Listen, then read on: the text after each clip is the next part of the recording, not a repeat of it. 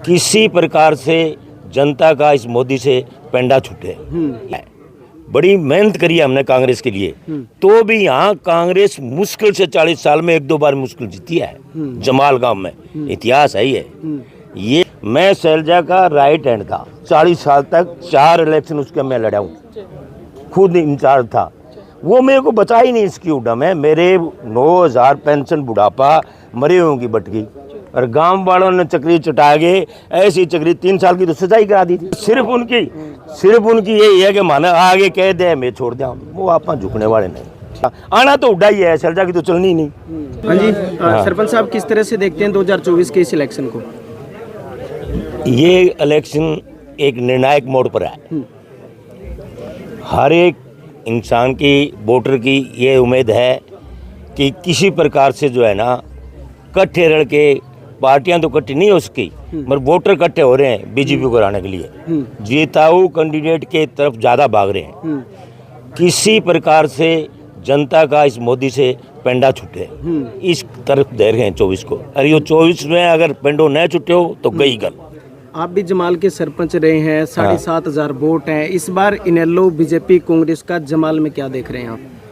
इनेलो की बात जहाँ तक है, कांग्रेस की भी है। तेरो बाबू और मैं एक साथ ही रहे हैं कांग्रेस में, और 40 साल रहे हैं।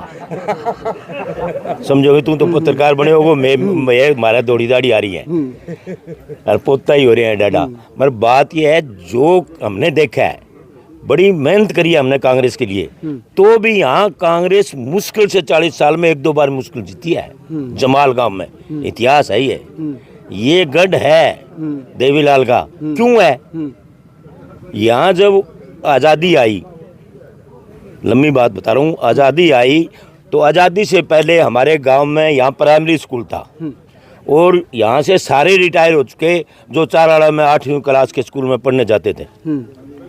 ये पहला मौका है कि चौधरी देवीलाल ने चौटाला गांव से पहले, आप नोटिस डालो, चौटाला गांव का नंबर है 25वां और जमाल का नंबर है 15वां हाई स्कूल बनने का।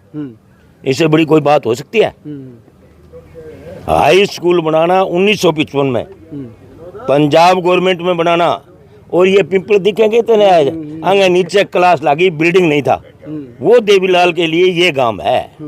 मैं तो कांग्रेस यहाँ खूब जड़ खोदी आंगी मगर पार पड़ी होनी। अब कर जमाल में क्या देखने ला रहे हो? इनेलो की टीम की तो मतलब जमाल की, मेरी बात सुन, मैं तो चौधरी की लड़ाई में चौधरी लड़ा।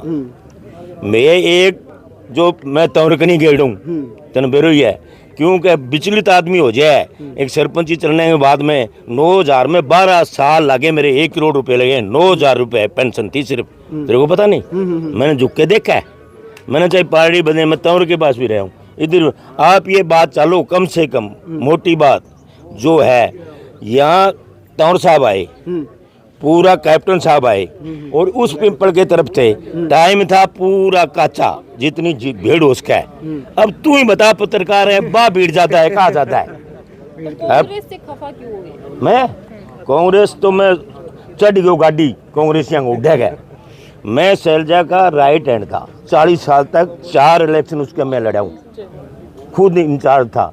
वो मेरे को बचा ही नहीं इसकी उड़ा में। मेरे 9,000 पेंशन बुढ़ापा मरे होंगी बटकी, और गांव वालों ने चक्री चटा के ऐसी चक्री 3 साल की तो सजाई करा दी थी।